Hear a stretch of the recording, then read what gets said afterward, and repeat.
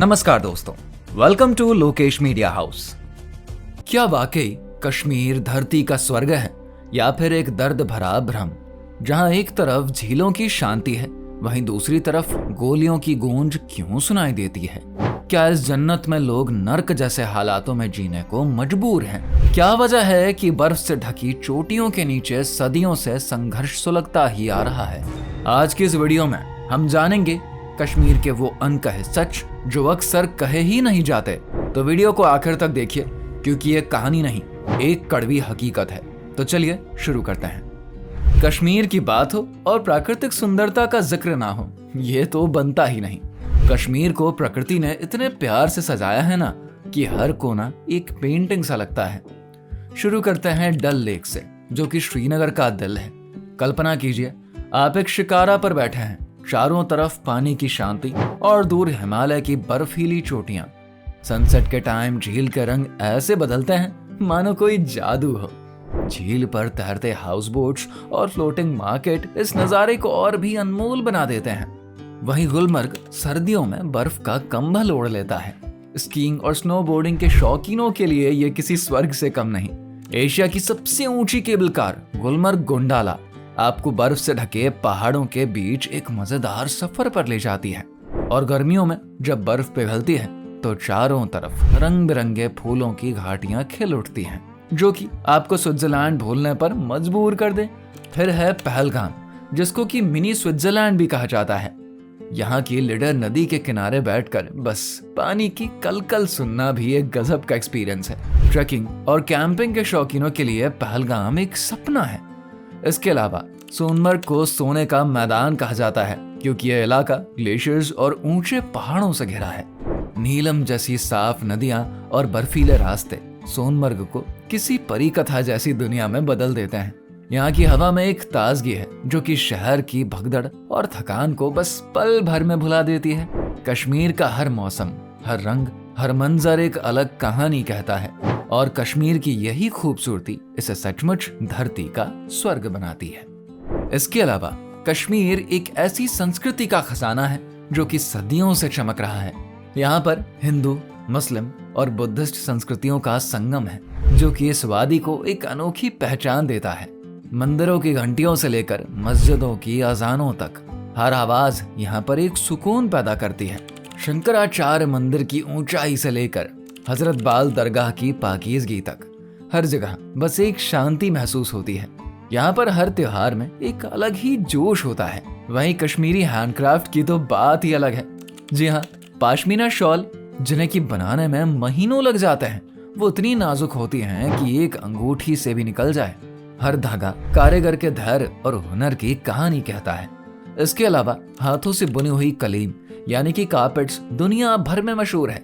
एक कश्मीरी कालीन पर बारीकियों से बनी कशीदकारी, फूल पत्तियों से डिजाइन और रंगों का अमेजिंग साथ किसी कीमती चित्रकला से कम नहीं होता। कश्मीर की लकड़ी की नक्काशी भी उतनी ही प्रसिद्ध है। चिनार के पेड़ों के लकड़ी पर उकेरी गई जालीदार कारीगरी हो या फिर सुंदर पेपर माचे की कला, सब में कश्मीर की आत्मा बसती है। और खाने के शौकीनों के लिए भी यह वादी किसी जन्नत से कम नहीं। कश्मीरी वज़मा एक ऐसा शाही भोजन है जिसमें 36 तरह के व्यंजन परोसे जाते हैं। इसमें खास तौर पर रोगन जोश, जो कि मसालों में पकी मटन डिश है, और गुश्तबा, जो कि दही में बनी हुई मटन की कोफ्ता डिश है, बेहद ही पॉपुलर है।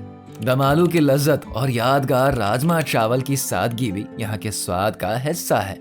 वहीं खाने के एंड में एक प्याला कहवा, जी हाँ, केसर और इलायची से भरी सुगंधित ग्रीन टी हर थकान को चुटकियों में दूर कर देती है। यही वो चीजें हैं जो कि कश्मीर को सिर्फ एक खूबसूरत जगह ही नहीं बल्कि एक जीती जागती विरासत बनाती है। कश्मीर सिर्फ आंखों का सुकून नहीं, ये आत्मा का ठिकाना भी है। यहाँ की वादियां न सिर्फ प्राकृतिक सुंदरता से भरपूर है बल्कि आध्यात्मिक ऊर्जा से भी भरपूर है। यहाँ के तीर्थ स्थल हर साल लाखों श्रद्धालुओं को बुलाते हैं। अब अगर अमरनाथ गुफा की हम बात करें तो ये जगह आस्था और चमत्कार का प्रतीक है। यहाँ पर प्राकृतिक रूप से बनने वाला बर्फ का शिवलिंग हर हिंदू के लिए किसी महान चमत्कार से कम नहीं। वैसे अमरनाथ यात्रा कठिनाइयों से भरी होती है, बर्फीले रास्ते, ऊंचाई और बदलते मौसम की चुनौतियां, लेकिन श्रद्धा इतनी ज्यादा होती है कि हर बाधा खुद ब खुद मिट ही जाती है। फिर है शंकराचार्य मंदिर, जो कि श्रीनगर की एक ऊंची पहाड़ी पर स्थित है। इसको जश्तेश्वर मंदिर भी कहा जाता है। इस मंदिर तक पहुंचने के लिए सैकड़ों सीढ़ियां चढ़नी पड़ती है, लेकिन जब आप ऊपर पहुंचते हैं ना, तो डल लेक और पूरी श्रीनगर घाटी का नजारा आत्मा को सुकून देने वाला होता है। मंदिर का माहौल, घंटियों की आवाज और बहती ठंडी हवा आपको एक अलग ही स्पिरिचुअल एक्सपीरियंस कराती है। इसके अलावा हजरत बल दरगाह भी कश्मीर की विरासत का एक अहम हिस्सा है। यहाँ पर पैगंबर मोहम्मद का पवित्र अवशेष मुक़द्दस सुरक्षित रखा गया है। ईद और दूसरे बड़े मौकों पर यहाँ पर हजारों की संख्या में श्रद्धालु इकट्ठा हो जाते हैं। दरगाह की सफेद संगमरमर की इमारत डल लेक के किनारे खूबसूरती से चमकती है और इसकी पाकीज़गी हर आने वाले को शांति का एहसास कराती है। कश्मीर की ये धार्मिक जगहें न केवल श्रद्धा की मिसाल हैं, बल्कि ये भी दिखाती हैं कि कैसे यहाँ पर हर धर्म, हर आस्था को सम्मान और प्यार मिलता है। कश्मीर सचमुच दिल और आत्मा दोनों के लिए एक अमेजिंग एक्सपीरियंस है। लेकिन दोस्तों, हर सिक्के के दो पहलू होते हैं। कश्मीर की सैर करने वाले पर्यटक भले ही इसे धरती का स्वर्ग कहें, लेकिन यहाँ की जमीनी हकीकत उतनी सुनहरी नहीं है। पिछले कई दशकों से कश्मीर पॉलिटिकल विवाद और अस्थिरता का शिकार रहा है। 90 के दशक में भड़की हिंसा और आतंकवाद ने यहाँ की फिजा को हमेशा के लिए बदल दिया।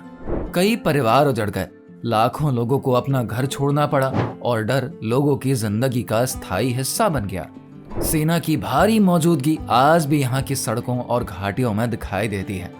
साल 2019 में धारा 370 हटाए जाने के बाद कश्मीर में बड़े बवाल आए।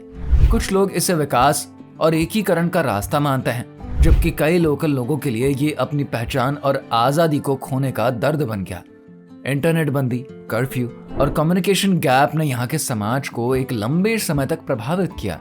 यहाँ के लोग आज भी कई तरह की परेशानियों से जूझ रहे हैं। वहीं बेरोजगारी एक बहुत बड़ी समस्या है और छोटे व्यापारी अक्सर अनस्टेबिलिटी के भेंट ही चढ़ जाते हैं। टूरिस्ट, जो कि कश्मीर की इकोनॉमी की रीढ़ है, अशांति के हर दौर में सबसे ज्यादा प्रभावित होते हैं। साथ ही एनवायरमेंट भी तेजी से बदल रहा है। डल लेक, जो कभी स्वच्छता और सुंदरता की मिसाल थी, आज प्रदूषण की मार झेल रहा है। इल्लीगल कंस्ट्रक्शंस, कचरे के सही मैनेजमेंट ना होना और लगातार बढ़ती आबादी ने झील के अस्तित्व को खतरे में डाल दिया है। वहीं अब ग्लोबल वार्मिंग के चलते कश्मीर के बर्फीले ग्लेशियर्स भी तेजी से पिघल रहे हैं, जो कि भविष्य में पानी की भारी कमी का संकेत दे रहे हैं। कश्मीर का ये दूसरा चेहरा हमें न सिर्फ चिंता में डालता है, बल्कि ये सोचने पर मजबूर करता है कि इस स्वर्ग को बचाने के लिए हमें क्या कदम उठाने चाहिए। कश्मीर सिर्फ एक टूरिस्ट प्लेस ही नहीं, बल्कि लाखों दिलों की भावनाओं का घर है और इसकी रक्षा हम सबकी जिम्मेदारी है। वहीं अगर यहाँ पर स्थायी शांति आए तो कश्मीर फिर से वो ही स्वर्ग बन सकता है जिसके बारे में आमिर खुसरो ने सदियों पहले लिखा था। गढ़ फिरदौस बर रूए ज़मी अस्त, हमी अस्त, हमी अस्त, हमी अस्त। यानी कि धरती पर अगर कहीं स्वर्ग है तो यही है, यही है, यही है। यही पंक्तियां मुगल बादशाह जहांगीर ने भी कश्मीर की अपार सुंदरता को देखकर दोहराई थी। उनके लिए कश्मीर वो जगह थी जहां पर आत्मा को भी सुकून मिलती है और दिल को भी।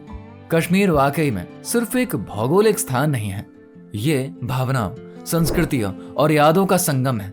यहाँ की हर वादी, हर झील, हर पहाड़ कोई ना कोई दास्तां कहता है, कभी प्यार की, कभी संघर्ष की और कभी उम्मीद की। लेकिन इस स्वर्ग को बनाए रखने के लिए हमें इसकी सच्चाई को भी समझना होगा। हमें यह जानना होगा कि कश्मीर केवल एक पोस्टकार्ड जैसी खूबसूरत जगह नहीं है, बल्कि ये लाखों जिंदगियों का घर है, उनकी रोजमर्रा की जद्दोजहद और सपनों का ठिकाना है। जब भी आप कश्मीर जाएं, वहां के बर्फीले पहाड़ों, शांत झीलों और हरे भरे मैदानों की सुंदरता का आनंद जरूर लें, लेकिन साथ ही कोशिश करें कि उसकी कहानी को भी आप महसूस करें। उन लोगों के संघर्षों को, उनकी उम्मीदों को, उनकी मुस्कानों के पीछे छुपी तकलीफों को, क्योंकि असली कश्मीर सिर्फ आंखों से देखने की चीज नहीं है, उसे दिल से महसूस करना पड़ता है। तभी हम सच मायनों में इस स्वर्ग की कदर कर पाएंगे और इसकी खूबसूरती को आने वाले पीढ़ियों के लिए संजो पाएंगे। आपको ये वीडियो कैसी लगी हमें कमेंट करके जरूर बताइए। साथ ही अगर आपको ये वीडियो पसंद आई है तो इसको लाइक करिए अपने दोस्तों के साथ शेयर करें और अगर आप हमारे चैनल पर नए आए हैं तो हमारे चैनल को सब्सक्राइब करना बिल्कुल ना भूलें। और भी ऐसे ही कंटेंट के लिए हमसे जुड़े रहिए। Thanks for watching.